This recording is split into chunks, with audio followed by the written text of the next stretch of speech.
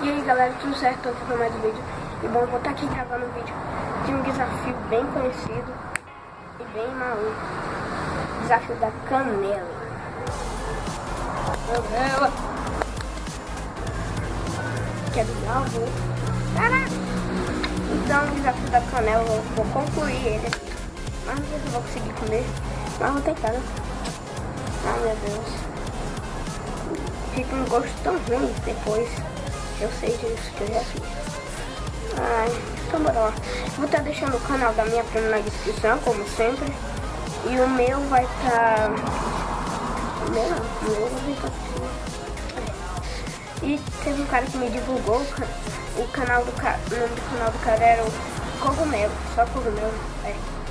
O canal dele é bem legal, tem muitos inscritos. E o conteúdo dele é bom, ele grava mais.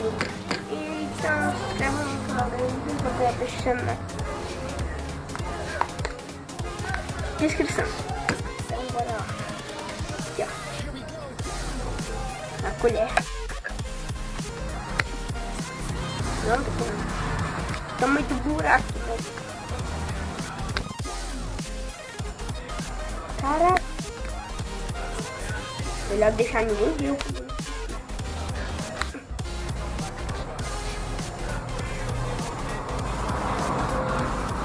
Não dá valendo, não? Ainda não.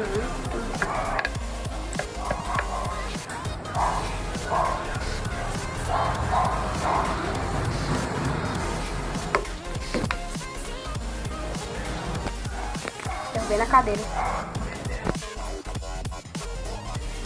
Bora lá, bem pouquinho. Não quero morrer não. Calma aí, deixa eu colocar uma... Não deixar ninguém ver. Vou pegar a canela de mim.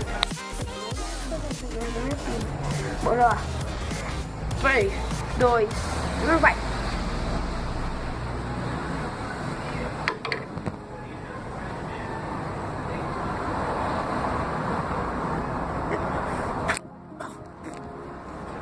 Agora,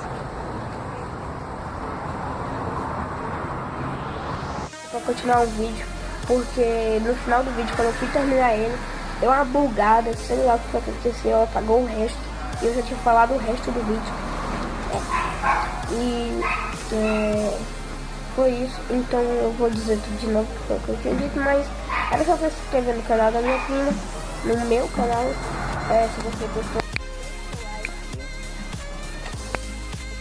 seus amigos, e comente se você quer mais desafio, e se inscreva no canal do Cogumelo, que ele me ajudou, ele divulgou aqui o canal, então foi isso.